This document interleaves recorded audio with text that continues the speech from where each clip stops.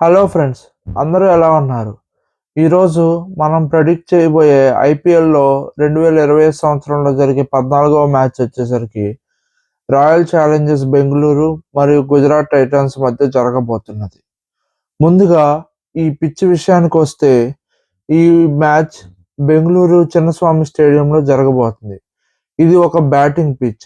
దీని average score వచ్చేసరికి 170 పరుగులు ఉండగా హైయెస్ట్ స్కోర్ వచ్చేసరికి 287 పరుగులుగా నిలిచింది.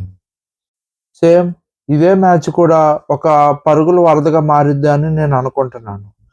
ఇంకా టీమ్స్ విషయానికి వస్తే ఆర్సీబీ ఆడిన 2 మ్యాచెస్లో గెలిచి మెరుగైన పాయింట్స్ టేబుల్లో మొదటి స్థానంలో నిలవగా, గుజరాత్ టైటన్స్ 2 మ్యాచ్లు ఆడగా 1 మ్యాచ్ మాత్రమే గెలిచి 4వ స్థానంలో నిలిచింది. ఇంకా టాస్ విషయానికి వస్తే టాస్ విన్ అయిన టీమే చేసింగ్ తీసుకునే అవకాశం ఎక్కువగా ఉన్నది. ప్రాబబుల్గా 11 మంది వచ్చేసరికి సేమ్ అదే 11 మందితో మళ్ళీ ఆర్సీబీ టీం ఆడిద్దని అనుకుంటున్నాము. ఇంకా ఆర్సీబీ టీంకు విషయానికి వస్తే ఓపెనర్గా Virat Kohli, Phil Salt, one డౌన్గా Padikkal, Patidar, Livingstone, Jitesh, Tim David, Pandya, Bhuvneshwar, Hazlewood, S Dayal, impact ప్లేయర్గా వచ్చేసరికి సుయాష్ శర్మగా నిలిచాడు. అదే ఛాన్స్ ఉంది.